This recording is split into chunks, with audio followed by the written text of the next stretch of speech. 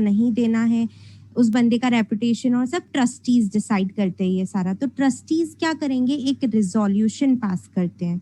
Trustees क्या करते हैं, रेजोल्यूशन पास करते हैं कि yes we are ready to give our auditorium to this particular person on this particular date for this particular event, जिसका rent क्या होने वाला है। हर एक चीज वो क्या करेंगे, पास करेंगे, जिसके ऊपर प्रेसिडेंट का, सेक्रेटरी का सिग्नेचर होगा। नाउ ऑडिटर के लिए सबसे अच्छा प्रूफ वो है कि क्या, सबसे पहले उसे क्या करना पड़ेगा, चेक करना पड़ेगा ना कि भाई तुमने रेजोल्यूशन पास किया या नहीं किया।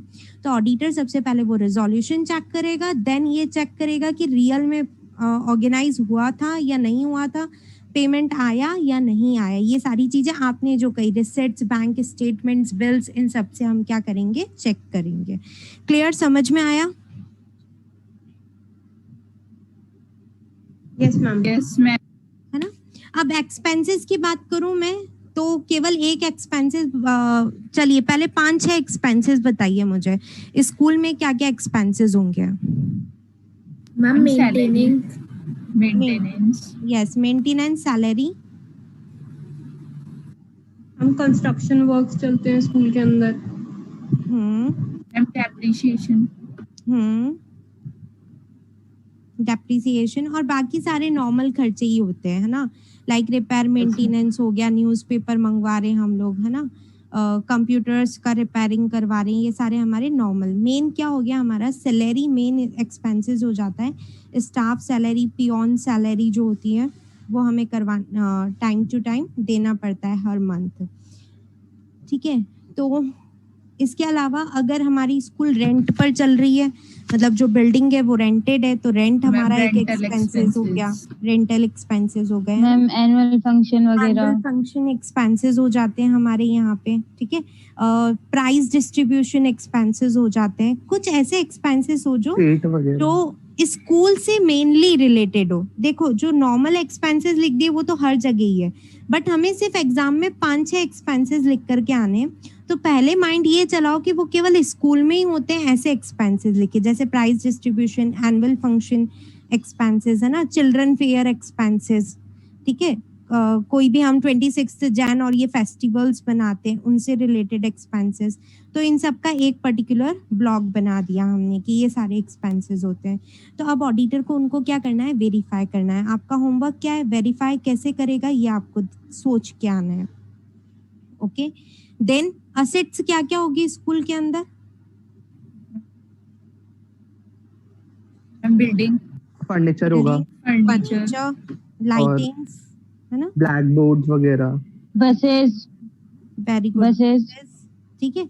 तो बसेस याद किया है तो हम एक इनकम के अंदर एक बस फीस भी ऐड करेंगे, है ना, और एक्सपेंसेस के अंदर एक ड्राइवर का एक्सपेंसेस भी आएगा, ड्राइवर सैलरी, और बस मेंटेनेंस का भी आएगा। म्यूजिक इंस्ट्रूमेंट वगैरह भी होते हैं। यस, गुड, है ना।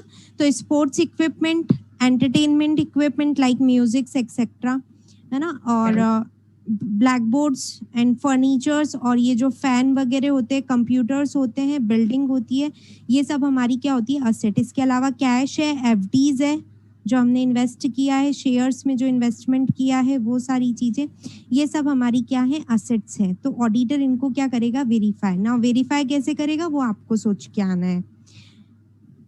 लास्टली लाइबिलिटीज क्या क्या होगी?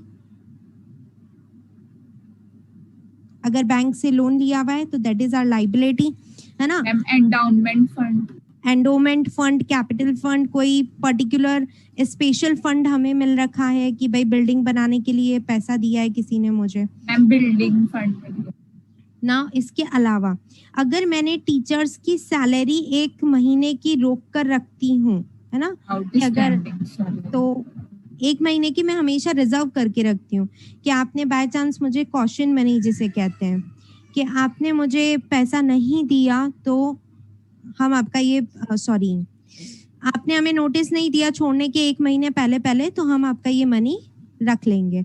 तो उसे क्या कहते हैं, कॉशन मनी। ये असेट्स होगी या लाइबिलिटी होगी? मैम लाइबिलिटी होगी। लाइबिलिटी होगी, तो नाउ इस लाइबिलिटी भी लाइबिलिटी साइड में आ रही होगी तो ऑडिटर उसे भी चेक करेगा। तो इस टाइप से एक दो स्पेसिफिक लाइबिलिटी सोच लो कि कौन सी होगी। कॉशन मनी हो गया, आपने बोला बिल्डिंग फंड हो सकता है ना, हम इसे स्पेसिफिक फंड का नाम दे देते हैं, ठीक है। Capital ma'am? फंड होगा, यस। मैम जैसे कि जो स्कूल्स हैं वो हॉस्टल की फैसिलिटी भी प्रोवाइड करते हैं, तो उस पे जो बिल्कुल, तो इनकम और एक्सपेंस होते हैं वो भी स्कूल में इंक्लूड हाँ होंगे। बिल्कुल बिल्कुल बिल्कुल।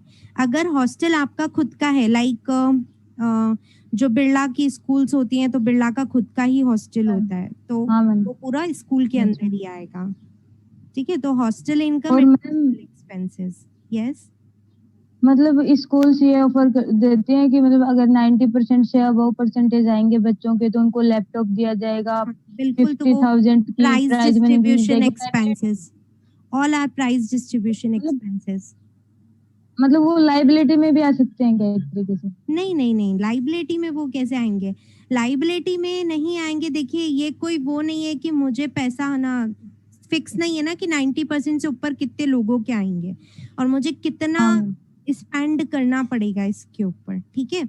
और नॉर्मली मैम होता फिर क्या है, सुनिए, नॉर्मली होता क्या है, कोई ट्रस्टी अपनी तरफ से ये डिक्लेरेशन देता है कि अगर 90% से अबव आते, जो रियल प्रैक्टिकल लाइफ है वो बता रही हूँ, अगर किसी स्टूडेंट के 90% से अबव आते हैं तो मैं उसे लैपटॉप गिफ्ट करेंगे हमारी तरफ से, ठीक है। तो वो ट्रस्टी नॉर्मली जो रियल लाइफ में ऐसा डिक्लेरेशन करता है उसके खुद के पर्सनल मनी से हो जाता है, तो हमारी स्कूल के ऊपर कोई इम्पैक्ट आता ही नहीं है। बट अगर स्टिल हमारे यहाँ पे होता है कि ऐसी कोई डिक्लेरेशन हुई है, ठीक है, तो ये इतना बड़ा अमाउंट हमारे स्कूल से नहीं जाएगा क्योंकि स्कूल का रेवेन्यू कितना ज्यादा होता है और लैपटॉप 90% से ऊपर 2 या 3 बच्चों के पास में जाएगा। तो आप मान के चले 1 लाख रुपए 2 लाख रुपए का खर्चा होगा, तो आप ये सोचे कि हम इसके लिए कंटिंजेंट लाइबिलिटी की हेडिंग डाल दें, तो वो नहीं डाली जाएगी, ठीक है। क्यों नहीं डाली जाएगी, क्योंकि वो हमारे लिए इतना बड़ा एक्सपेंडिचर नहीं है कि उससे किसी का भी माइंड चेंज हो कि यार लाख रुपए चले जाएंगे, क्योंकि करोड़ ऑफ रुपीस के अंदर आपका रेवेन्यू आता है, इसलिए कंटिंजेंट लाइबिलिटी में नहीं डाला जाएगा। ये आपके प्राइस डिस्ट्रीब्यूशन एक्सपेंसेस होंगे जब रियल में आपका 90% से अबव हो गया, उस पर्टिकुलर टाइम पे जो भी एनुअल फंक्शन होगा 26 जैन आएगा, उस समय पे एज अ प्राइस डिस्ट्रीब्यूशन वो लैपटॉप हम यहाँ पे दिखा देंगे, ठीक है। और मैम जैसे कि हमारा जो म्यूजिक डिपार्टमेंट होता है, डांस डिपार्टमेंट होता है स्कूल में, वो मतलब कहीं पर जाके प्रोग्राम करते हैं और उसमें वहाँ पे उनको इनाम के रूप में कुछ मिलता है, तो वो इनकम आने जाएगी क्या? नहीं, वो नॉर्मली बच्चों को डिस्ट्रीब्यूट करते हैं, जो भी इनकम होती है स्टूडेंट्स को ही डिस्ट्रीब्यूट होती है, इसलिए वो हमारी इनकम नहीं है, ठीक है। तो आप लोगों को Yes, ma'am. होमवर्क में एजुकेशन इंस्टीट्यूशन एंड होटल 2 चीजों का सोच के रखना है, और अगर आपकी इच्छा है तो आप पॉइंट्स नोट डाउन भी कर सकते हैं। और मैं ये सजेस्ट करूंगी पॉइंट्स नोट डाउन करके रखें, क्योंकि सोचे हुए हम बाद में भूल जाएंगे कल जब क्लास चलेगी। तो जस्ट आपको 15 to 20 मिनट्स लगेंगे। इंटरेस्टिंग टॉपिक है, जितना अच्छे से सोचोगे एग्जाम में उतना अच्छा आंसर लिख पाओगे। 8 नंबर का क्वेश्चन 100% इस चैप्टर में से आता है ना, 6 मार्क्स का। और यही आते हैं एजुकेशन इंस्टीट्यूशन की ऑडिट, होटल्स की ऑडिट, एनजीओज की ऑडिट, तो जिसमें से 2 मैंने आज आपको होमवर्क दिए हैं। चलिए ठीक है। हम कौन कौन सी? Education institution, that is schools and hotels. Hotel में भी सब लोग गए तो सबको पता है कि क्या वहाँ इनकम होती है, क्या एक्सपेंसेस होते हैं। Okay ma'am. चलिए, thank you to all of you. Thank